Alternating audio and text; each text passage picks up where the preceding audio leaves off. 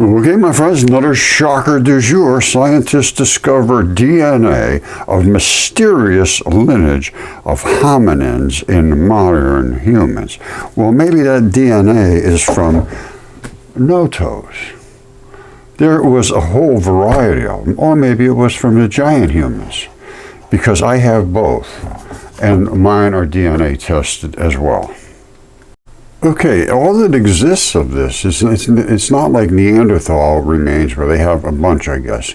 They're saying this Denisovan fossil consists of only a finger bone, a jawbone, teeth, and a skull, and skull fragments. That's all they have. And they say by leveraging this, though, and going through genomics, they can determine there was 3 distinct changes in the genetics. I don't know how they can measure that from one little piece of scrap. I have no idea. I took genomics at Johns Hopkins, and it was to test ancient DNA and so forth about primarily it was to do with these I can't hardly remember the name of the damn things. Hold on. I got to be honest with you, I can't remember exactly, but it was like the woolly mammoth, that type of thing, where they had bones. Bones are not mud fossils. Mud fossils were at the flood stage. They were pre-flood creatures killed during the flood and creating the red bed, gray clay, and the black cap. That's the Triassic era. And all of that was done, and my DNA tested human remains, and they are modern human, modern Homo sapien mitochondrial DNA. That's the mother side. And all 3 were of modern human DNA. One was a giant with a 3-foot long fingertip, one fingertip 3 feet long, and it still had the fingerprints, fingernail, everything on it. Then blood was dense. The other one was a hand and fingers and all kinds of parts from another body that was, that fingertip was about 8 inches long. The hand it ranged from 3 to 4 feet wide as it sculpted up like this. And then the lung from a human size. But all 3 were in the red bed, gray clay, black cap region. And they're looking for bones, scraps and skull fragments and bones. That doesn't happen in mud fossils. They turn like this. That is a foot. Now this is pretty close to a human foot, but it's not. It has springs inside instead of bones. And we have other ones that have different style springs inside. So I have the most amazing fossils that have ever been discovered in human history, basically. They're saying this is the most important thing that they've discovered for a very long time. All right, I have at least 4 different styles of no-toes. I have this one that I showed you here. That's this one. That's where the tibia, main bone, comes down, and the fibula sits on the side. They all break off on the side. This is a different one. It's eroded more, but basically the same sort of style. And the toes are built in, but you don't see them. This is the way the foot is. This is not a shoe. Now, this is another style no-toe that's like this, only this one is very eroded. And what I want you to notice right now is this ball, which is the calcaneal tendon, bursa and so forth back here. That's this right here. You see the ball? You see this flap, that strap? That's this right here. It runs up to the main bone. And that main bone sat in this cradle right here. The strap ran right up to it, just like this does. Exactly identical to that. So there's very, very, very big similarity in the heel. That's it. After that, it's case closed. These are all kinds of bones in your foot. It says no bones to speak of. It's got 2 springs. And I'll show you that in the springs. Where's the springs? Up there it is. You see that? That's the heel that I just talked about. And this tendon right here, that flat tendon ran up to the bone that sat in this cradle, which would be something similar like a bone like this It would have sat in that cradle right like this, and the foot could rock up and down, and this strap would have attached right to it, pulling it hard, real hard together. That's the thing that holds it together, is that strap. And when they break, they create this wrinkle zone. You see that wrinkly looking stuff? You see the difference between the flat strap there at the very bottom and how it all wrinkles up there where it broke off? And then I show this so many times, I don't want to get, again, because you can watch this, you can look this up. But this spring loaded up, it pulled this in, which caused this to pull in through this cavity, because that wrapped up to here. So when this rocked on its pin, the whole thing rocked, the spring loaded up, pulled this, which loaded that spring up, so you got spring, automatically propped back down.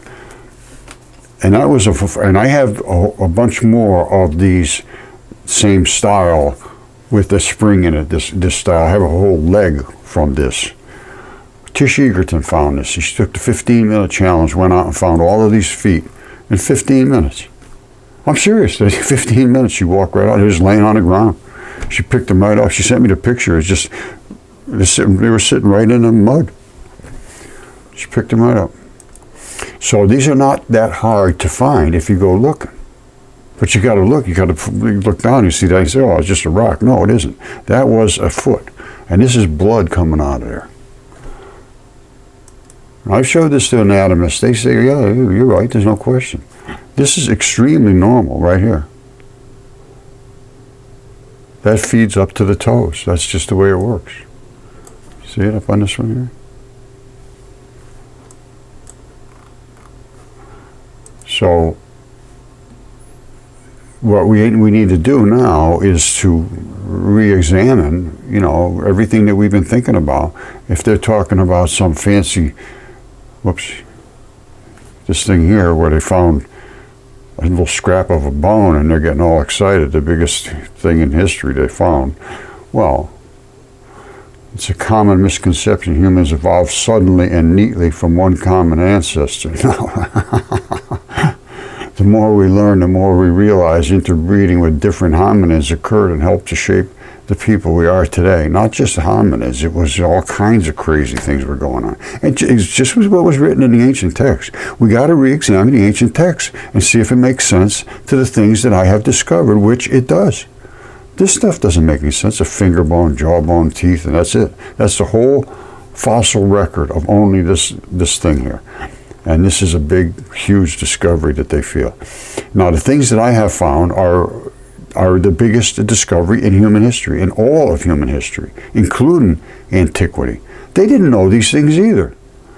I look back and I find out they didn't know what Typhon looked like. They knew he had existed, but they didn't know what he looked like. They had him as a human head and all these things. No, it was a dragon's head. And anyway, and by the time Julius Caesar was around, which was like 0 AD, they were laughing at people that were saying there was giants, and there was just they were totally lost by that time. Now the early Greeks, different story. They knew the story, but that's because it was recited to Hesiod by the daughters of Zeus. They said, "We want you to write our history. We want you the lineage of our father. He wants it enshrined." And Hesiod said, "I can't write." And he said, "Just take this laurel staff, rod, and write." And he wrote like all kinds, right from the beginning, the creation, how it all started. And it was spectacular, very spectacular. Now, this is really kind of nonsense, to be perfectly honest with you. If they're basing this whole lineage and so forth on a scrap of a piece of bone, when all of this stuff is just overlooked, they won't look at it because it overthrows everything they had to say about our ancient past. This was the Triassic era was the great cleaning of the earth. It's the Triassic. There was a red bed, and that is because the oceans boiled the flesh off of the creatures, and it created a red mud bed. And then the rest of the parts, the organs and all these other things, started to accumulate on top of that because the flesh boiled off first. So that's on the bottom, red bed. Gray clay on top of that, which is organs and all kinds of things. You know, the things that stayed together, that didn't boil off, collected in that bed. And then above that was the black cap, which was the fallout of all the burning and stuff that, you know, collected on top of these creatures' bodies. And that's what it was. The red bed was mud, which was flesh, just eroded flesh. Above that was the organs, the bony-ish things, and, you know, some other stuff that wasn't flesh. And then above that was the fallout from the volcanoes and burning and fires, and all kinds of stuff was happening because we almost got hit by Venus. And that is, for 7 days it came. And it just lit up the earth like a torch. And finally, the oceans boiled. It banged off of our atmosphere. It caused the earth to literally stop rotating almost, or maybe even completely. And then the waters all washed around the earth, causing this great flood. And at that time, all of the siliceous ooze, silicon, created all these fossils, and fabulous fossils. And the only reason the silicon came up, because it's heavy. It's 2.5 times heavier than water. It's heavy as it can be. And it sinks right to the ocean floor. And I think there's a mile or two deep of it there. But it's just a gooey ooze. And it all came up and supersaturated the waters. This is fully understood because that they can measure and have. That is what happened. And at that time, it wiped out all the giants and created all the mud fossils. And that was the Triassic era, and that was not long ago. All of these things that I have in my collection came from the surface of the earth. I'll show you where Tish's came from. And hers are from the Great Flood too. You see that? She picked it right up off of the, right out of here. It was just sitting in there. There's the heel and I believe these are little scraps of the bone and so forth that are laying here. Now, how it preserved in that manner, just laying right on top here, I can't tell you. But it sure enough did preserve well. They preserve very, very well. And they're quite obvious what they are. And she took these, or I don't know if she took them there, but she showed them to the people that are supposed to be investigating this. I think this is the one. She just lifted it right up out there. And look. And they told her, oh no, that's just rocks. They're just rocks. They're just eroded like that. That's nothing. This was Derek Briggs from Yale recommended her to talk to this guy. She's in Missouri, and I can't remember where he is, but it might be the University of Missouri. I don't know. But Briggs said, "Go see this guy. He'll talk to you. He knows all about those." Well, nope, not interested. Nope, that's nothing. That's nothing. Doesn't mean anything. Totally just dirt. Same thing Briggs did. And then, of course, they'll be taking credit for it, just like Derek Briggs did with my stuff. That's academia. I'm telling you, it's just very, very bad. Very bad. And so Trump will be closing it up pretty soon, I'm hoping. Anyway, this is what a normal foot likes. You see that? There's that calcaneus thing, and there's a tendon coming up, and there's the strap that comes up over to the main bone that comes down, and here's the one that Tish found. There's a calcaneal tendon, the bone, or whatever you want to call it. And there's that thump at the bottom. That's a hell of a hard spot. Same with this one. Right there, that's where the guy's heel impacted. And then up in the front, they got two more, one here and one here, that are really the impact spots. And these toes are built into this one. And the reason you see that seam right there is that it has to twist up and down, rocking on that pin. You see that little round pin? I don't know if you can or not. But there's springs in there, I believe, that rock back and forth onto this sole. It looks like a sole of a shoe. It's not. This is one big foot. The whole thing is the foot. And everywhere it rocks, you get the wrinkle in the skin. And this is all the skin of the guy's foot. This is not a shoe. This is not a shoe. Now, look at this. All of this stuff is like leather hide from a cow hide almost. Again, not a shoe, but watch what it does. It wraps the whole foot, and all of that stuff comes together right in the front, right under that button right there. You see that? You see how it wraps around here, it wraps around here, wraps down here, wraps around here, and then right under that circle, you got to get it just in the right leg. That button locks it right in. All that fabric comes together and gathers there. When I first saw that, I thought, that can't be. That's got to be something like a medallion or something. But no, it's where all of this fabric comes together, and it locks it in like a thumbtack. I don't know. It's what it is, and that's obviously where the seam is. That it has to go like this with the toes. He's going to walk. He's going to hit that, and it's going to wrinkle back. And the spring twists on that pin, so this has to come up and it comes back down. And I think there's a ball here and a ball here, and this ball is the one that impacts the bottom right there and pushes up and rocks against this ball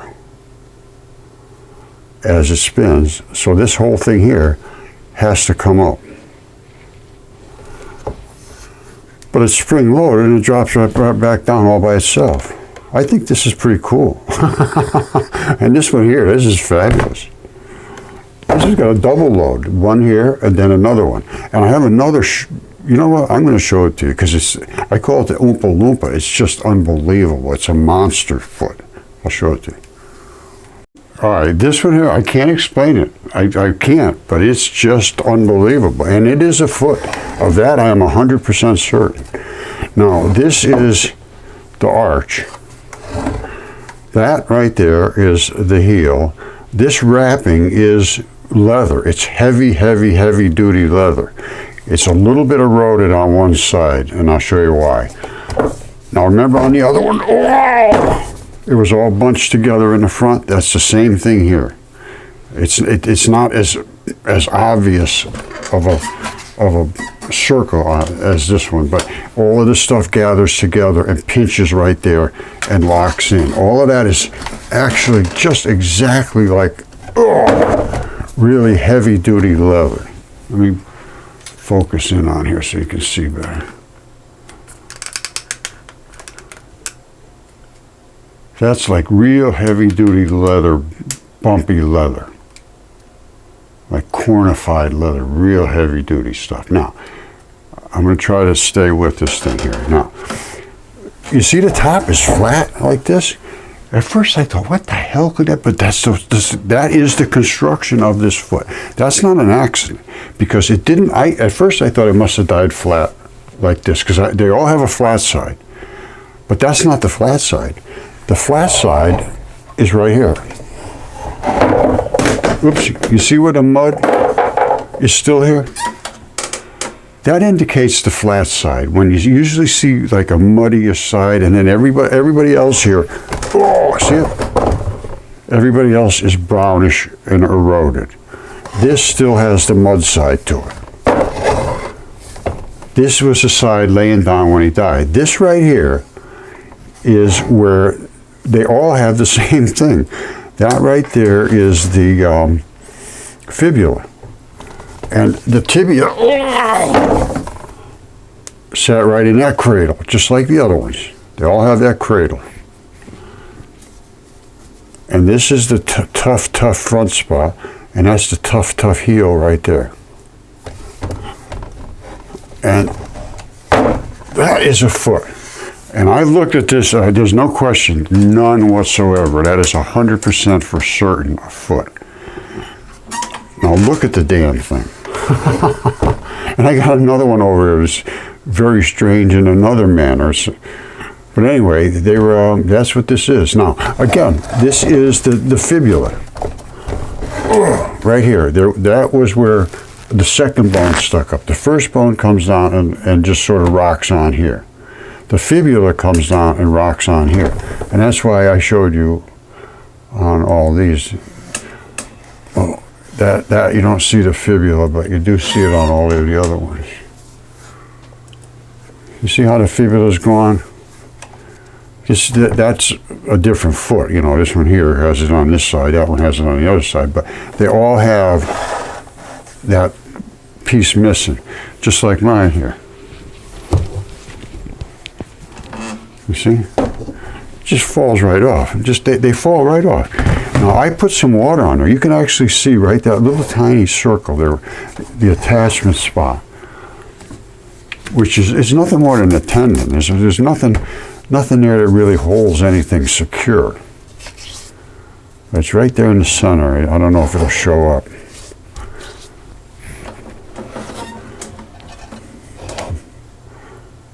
Well, sometimes you got to let that really soak in, but it's right there. It's exactly where it should be, and that's what it is.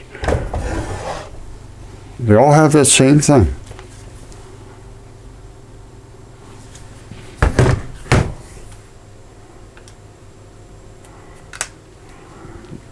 So these are very, very similar to human feet. But the toes are just encased. You see, this one's missing it too. And the toes are encased, and they're like little sausages in there or something. I don't know. Very strange, but this deserves a look. This is insanity that I have all this evidence and refusal to look at it because they're giants and they're dragons and they're all them things that they talked about. And because it's just too spectacular, they won't even pay attention to it. 15 years of this nonsense. Now, right in this area in here is where that bone rocks, or right on there, I'm not sure, but it's right in this area is where the main tibia comes down. Let's back this out of here so you can see.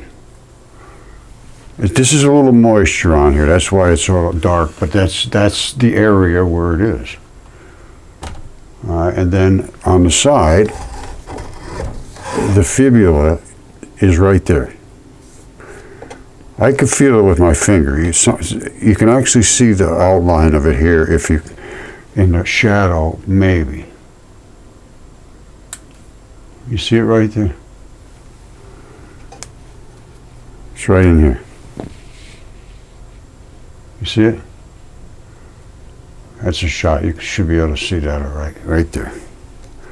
Now, up above is where the tibia comes down. So between the two of them, they link together like this, and then it comes up the leg. But look at the size of that odd-looking thing, huh? Like I call this the Oompa Loompa.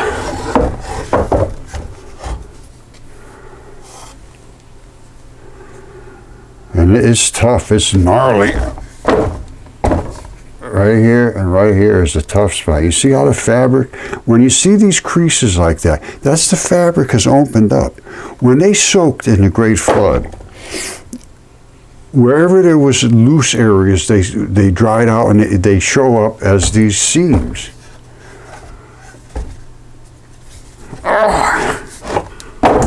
And then it all pinches together again in the front, just like the other one.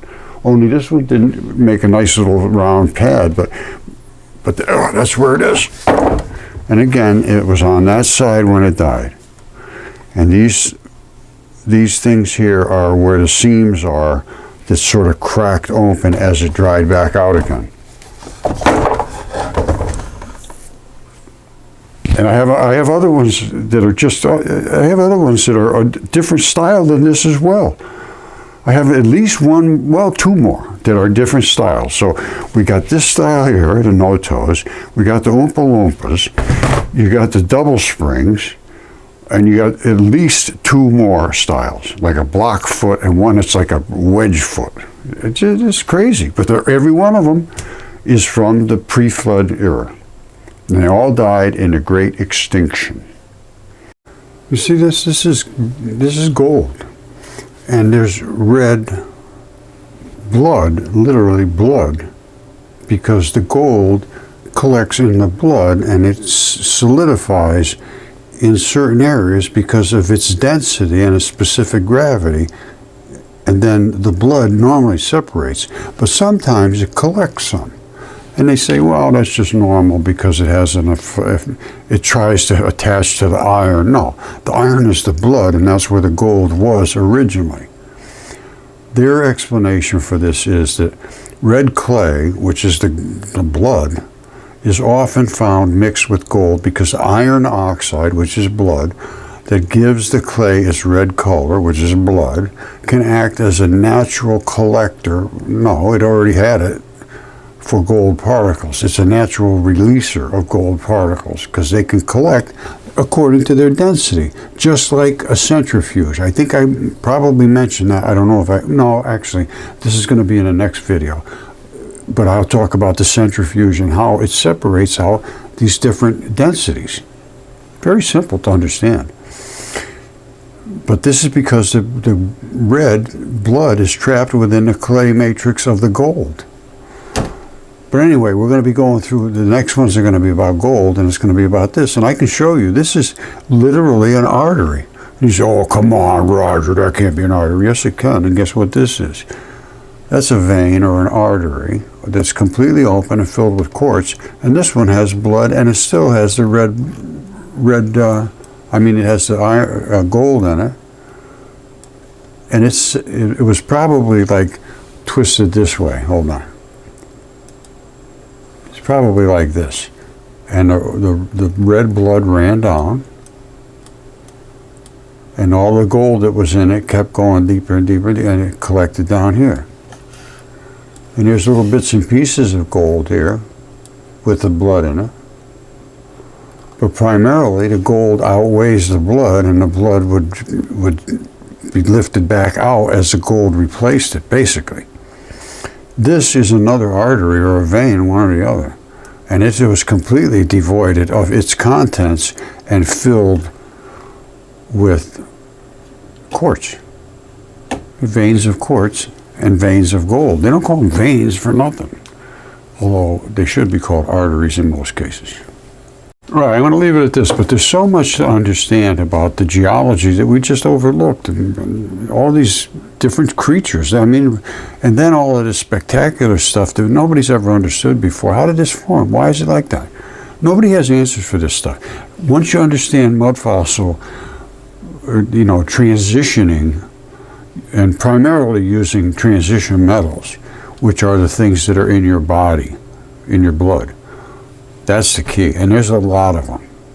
So that's why you have all these different colors, and you have movement of metal ions, which are the cores. These are transition metals, are the cores.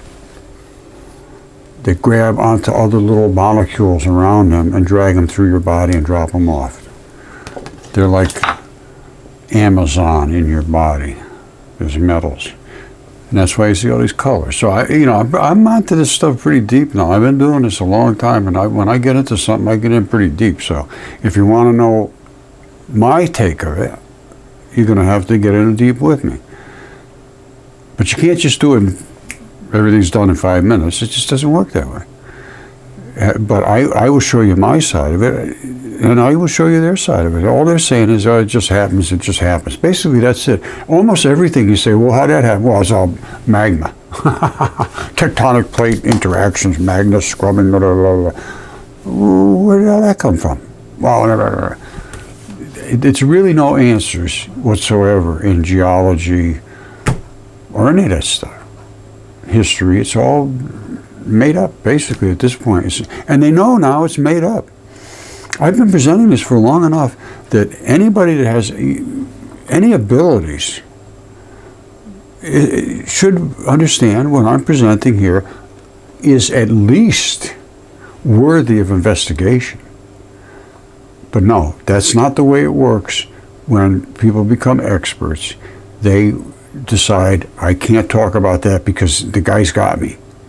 Don't talk to this guy. Put him over in a box. And that's what's happened to me. It happened to Velikovsky. It happened to Tesla. It happened to everybody that came up with something valid that overthrew, basically, all the experts. Well, this time they can't get out of it. It's undeniable. I have the material evidence. Most of them had ancient texts. They had this, they had that. Tesla was so advanced that nobody could, they didn't want to talk to him because he was too advanced, and they just left him on his own, and he had to fund all his own stuff. And Velikovsky did all the research, absolutely fabulous research, and I rely a lot of my stuff to his research, validating it.